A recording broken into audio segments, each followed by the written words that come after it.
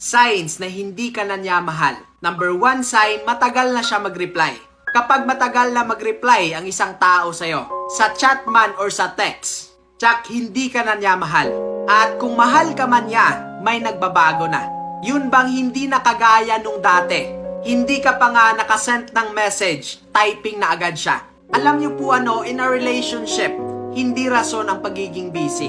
Kasi kapag mahal ka talaga ng isang tao, makinig po kayo. Hahanap at hahanap yan ng paraan para ma-chat or para ma-text ka lang niya.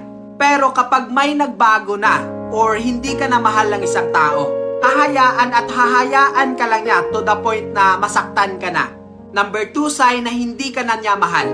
Pag maikli na yung reply niya. Ito ang kadalasang sinyales na ipinapakita ng isang tao kapag ang pagmamahal niya sa'yo ay medyo tumagilid na.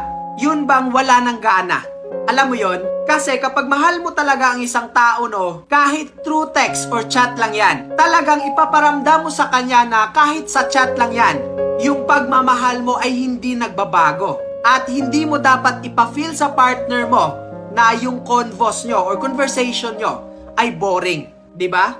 Alam nyo po talagang mapapansin nyo yan. At ito yung kadalasang mga reply niya. Okay, bye, good night. At ang masakit pa dito sometimes sinisinzone ka lang niya. Number 3 sign na hindi ka na niya mahal. Hindi ka na niya ina-update sa kung ano yung mga bagay na gagawin niya. Makinig po kayo. In one relationship, it's important for the both of you na talagang magpapaalam kayo sa partner nyo. And take note, hindi ito pang-a-under. Okay? Mas maganda ito for your relationship to get stronger. Kasi kapag nagpapaalam ka sa partner mo, it's a healthy sign na in all your ways or sa lahat ng bagay na gagawin mo, ay part pa rin siya sa mga bagay na ito. At dito mo makikita na talagang importante ka sa kanya.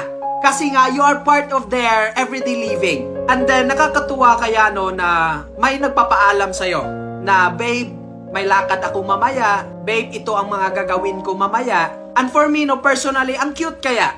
Kasi in one relationship, dapat kayong dalawa ang may desisyon. Especially kapag para sa ikakabuti nyo.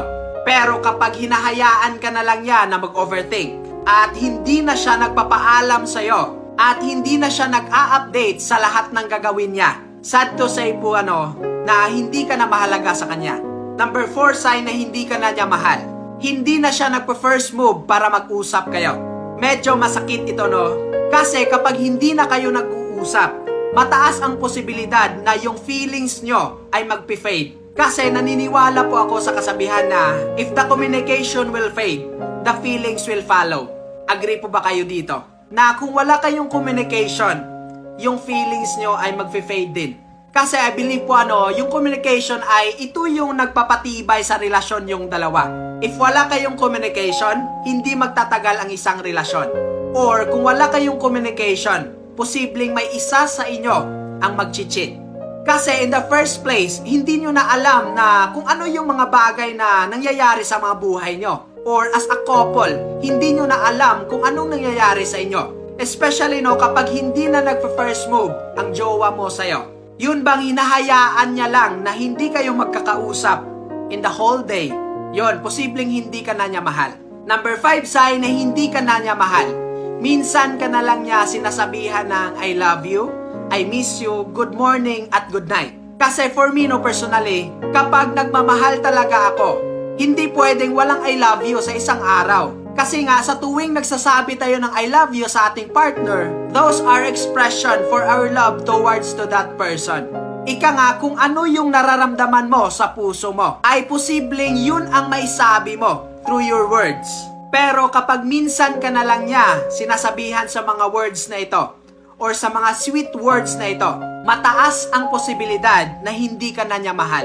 Or else, may iba na siyang sinasabihan sa mga word na ito. Number 6 signs na hindi ka na niya mahal.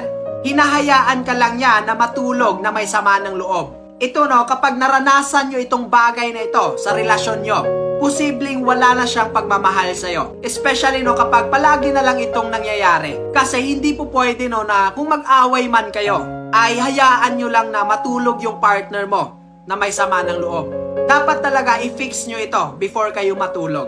Okay? So, check your partner right now or tag him or her sa comment section. Amping.